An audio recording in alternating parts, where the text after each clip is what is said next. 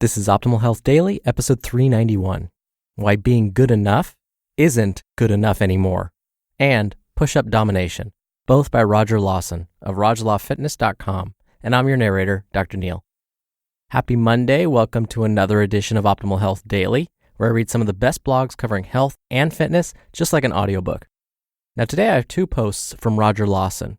Both are kind of short. Usually I try and split them up, but because they're so short, we can fit them in today's episode. Now don't forget, we have 4 other podcasts where we narrate blogs for you. To check them out, just search for Optimal Living Daily wherever you're hearing this show. Now I usually like to start our weeks off right with an inspirational quote, but I'm going to spare you from that for now because Roger is going to include one in his post that I'm about to read to you. So I'm sure you're excited to hear it. Let's jump right in, get to today's posts as we optimize your life. Why being good enough isn't good enough anymore, by Roger Lawson of RajLawFitness.com. For some weird reason, I look forward to the familiar person dressed up in Statue of Liberty garb trying to entice me to get my taxes done. Even though it never works, it soothes my soul to know that with all that's changing in the world today, I can still expect to see the familiar sight of someone dressed up in a toga, waving at me like I'm riding a dragon down the street. I drive up and down this stretch of road every single day, and up until now, I hadn't noticed one critical detail about my torch-wielding friend. She wasn't human.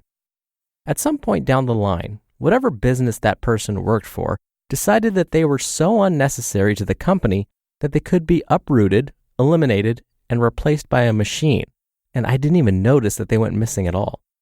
And right there is the risk you run when you're just good enough.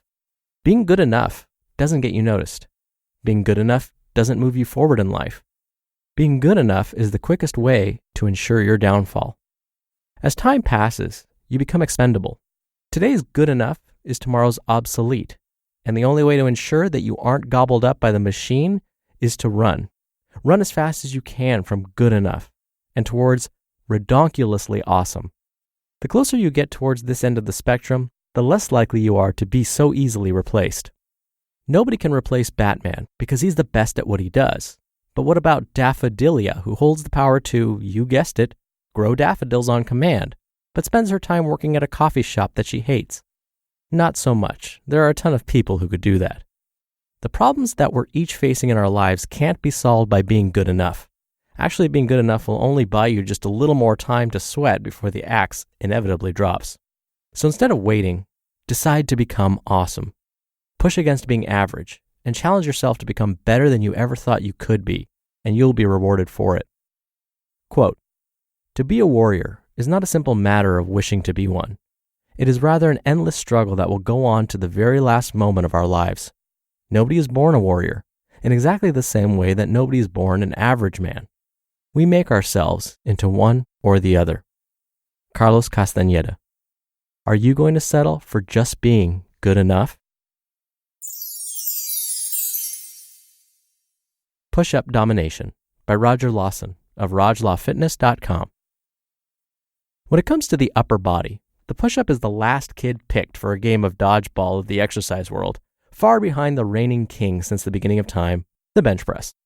I don't want this to turn into a "the bench press sucks" post, because it doesn't, if done correctly, which many people don't, but more of a celebration of the awesomeness that is the push-up. 1. It's shoulder-friendly. Shoulder pain is a frequent complaint of those who often sacrifice themselves upon the bench press altar. Now, this could be due to a breakdown in form, lifting with their ego instead of their head, or a host of other reasons. But suffice to say, there's a lot going on in the bench press, and thus, there are more things that can possibly go wrong during the lift. With the push-up, the opposite is true for most. With the reduced load, there's a lot less stress on the shoulder joint when compared to the bench press. Also, because you're able to move your shoulder blades freely through the space instead of having them pinned down against the bench, you get a lot better stabilization of the shoulder, which translates to a much safer exercise. 2. It's a full body exercise. If you're looking for a full body exercise, then look no further. Have you ever noticed that as someone starts to fatigue, or if their strength levels aren't up to par, their push-up starts to resemble more of a candy cane? They push their body up, but their lower back and legs hardly move at all. That's because the push-up, on top of being a fantastic strength exercise, is actually one of the best core exercises out there because it gives you immediate feedback. If your core is weak, you won't be able to keep your spine stable while you're pushing through the ground, and your form will suffer because of it. 3. Anywhere, anytime. Pushing yourself up from the ground is one of the simplest movements that there is, and there are so many different variations to choose from, there's no reason, aside from having lost both of your arms in an epic ninja battle, to not do them. You don't need any fancy equipment to have a great workout, and there are enough challenging variations out there to keep you busy for a very long time. Just be sure to squeeze your butt cheeks and keep your entire body tight. Don't let your elbows flare out at 90 degrees. Turn your hands out and keep your elbows tucked in fairly close so that your upper body resembles a W. Only go down as far as you can without letting your hips and lower back sag. Keep in mind that this is just the beginning, and once you master the basic push-up, a whole wide world of pushing opens up to you. You just listened to the posts titled, Why Being Good Enough Isn't Good Enough Anymore, and Push-Up Domination, both by Roger Lawson of RajLawFitness.com. I definitely agree with what Roger mentioned in the first post I read to you. I happened to be listening to sports radio the other day, and one of the commentators said, if you're not improving, you're declining. Meaning, in his mind, there is no space where you're just remaining stable. You're either always improving, or if you're not, you're going in the opposite direction. Now, this is, of course, in his opinion. It may or may not be actually true physiologically. But why not think about learning one new thing every day? Or make a resolution to learn one new skill. Doesn't have to be a complicated one. Maybe it's mastering a push-up. The great thing about these small wins is that it creates momentum.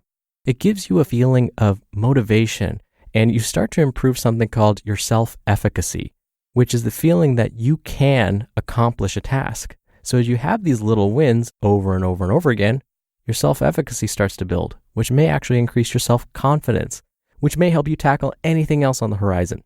And the one thing I'll say with regards to his push-up post is if you can't do a push-up on the ground, remember there are a lot of variations. You can do what's called a wall push-up. So when you do a wall push-up, you actually don't have to deal with all of your body weight, just a portion of it, just a fraction of it. And that's a nice, easy way to get started. You'll still use the same form that Roger mentioned. Squeeze your butt cheeks together, don't let your elbows flare out, etc. And then once you feel comfortable doing wall push-ups, then you can think about doing kind of an incline push-up where you use the stairs in your house or a very stable table. And then eventually you can graduate to doing a flat push-up on the ground. All right, really quickly before we go, be sure to check out and subscribe to our other shows if you enjoy this one. You can hear a lot more topics being read to you for free. Just search for Optimal Living Daily in your favorite podcast app or on Spotify to find the others. Thank you as always for listening today and every day. I'll be back here tomorrow with a post from Roman Fitness Systems. So I'll see you there where your optimal life awaits. Hello, Life Optimizer. This is Justin Malik, creator and producer of this show and Optimal Living Daily, the brother podcast of this one. Literally, I'm Dr. Neil's brother. If you like the format of this show, you'll love Optimal Living Daily too, where I also read to you from blogs, but cover other topics like personal development, finance, and minimalism from bloggers like Derek Sivers, The Minimalists, Zen Habits, and many more. So for more amazing content read to you for free, come subscribe to Optimal Living Daily too, and together we'll optimize your life. You've been listening to Optimal Health Daily. Be sure to hit the subscribe button to stay up to date on each new episode, and head to oldpodcast.com. That's oldpodcast.com for a free gift, as well as more actionable tips and resources to help you maximize your potential. Thanks for joining us, and remember, your optimal life awaits.